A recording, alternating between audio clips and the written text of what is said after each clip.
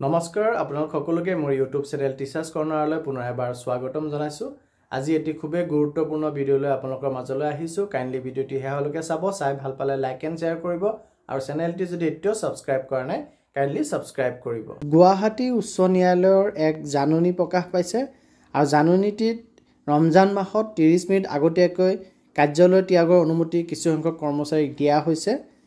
কোনসকল কৰ্মচাৰীক দিয়া হৈছে সবিহে জানো আহক। আপোনালোকে গুৱাহাটী হাইকোৰ্টৰ এই জাননীটো দেখা পাই আছে স্ক্ৰীনত আৰু জাননীটি 28 ফেব্ৰুৱাৰী 2025 অৰ্থাৎ 28 ফেব্ৰুৱাৰী 2025 চনৰ 28 ফেব্ৰুৱাৰীত প্ৰকাশ পাইছে আৰু ইয়াতে উল্লেখ কৰিছে যে যিহেতু মুছলিম এমপ্লয়িজসকলে ৰমজান মাহটিত প্ৰেয়াৰ কৰে গতিকে গুৱাহাটী হাইকোৰ্টৰ গুৱাহাটীত অৱস্থিত যোনটো প্ৰিন্সিপাল সিট আছে সেই গুৱাহাটী হাইকোৰ্টৰ প্ৰিন্সিপাল সিটত যিসকল কৰ্মচাৰী মুছলমান হয় তেওঁলোকক এলাউ কৰা হৈছে যি নিৰ্দিষ্ট সময় আছে ক্লোজিঙৰ অফিচ ক্লোজিঙৰ তাতকৈ আধা ঘণ্টা আগত তেওঁলোকৰ অফিচ ত্যাগ কৰিব পাৰিব।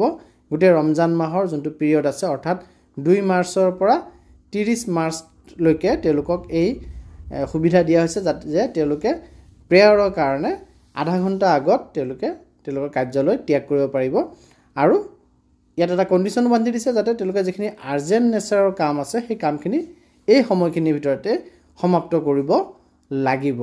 অৰ্থাৎ গুৱাহাটীত অৱস্থিত গুৱাহাটী হাইকোৰ্টৰ যি প্ৰিন্সিপাল সিট আছে সেই প্ৰিন্সিপাল সিটত যিসকল কৰ্মচাৰী আছে তাৰে যিসকল মুছলমান কৰ্মচাৰী তেওঁলোকে যাতে ৰমজান মাহত প্ৰেয়াৰ কৰিব পাৰে তাৰ সুবিধাৰ্থে তেওঁলোকক আধা ঘণ্টা আগত নিৰ্দিষ্ট ক্লোজিং টাইমতকৈ আধা ঘণ্টা আগত অফিচ এৰি যোৱাটো তেওঁলোকক এলাউ কৰা হৈছে। কিন্তু এটা কণ্ডিশ্যনত এলাউ কৰা হৈছে যে তেওঁলোকে যিখিনি আৰ্জেণ্ট নেচাৰৰ কাম আছে সেই কামখিনি সম্পূৰ্ণ কৰিব লাগিব আৰু এই নিৰ্দেশটি গোটেই ৰমজান মাহটিৰ কাৰণে বলবৎ থাকিব আৰু ডেটকেইটা উল্লেখ কৰিছে যে 2 মাৰ্চৰ পৰা 30 মাৰ্চলৈকে এই সুবিধা মুছলমান কৰ্মচাৰীসকলে ল'ব পাৰিব যিসকলে গুৱাহাটী হাইকোৰ্টৰ গুৱাহাটীত অৱস্থিত প্ৰিন্সিপাল সিটত কৰ্মৰত হৈ আছে।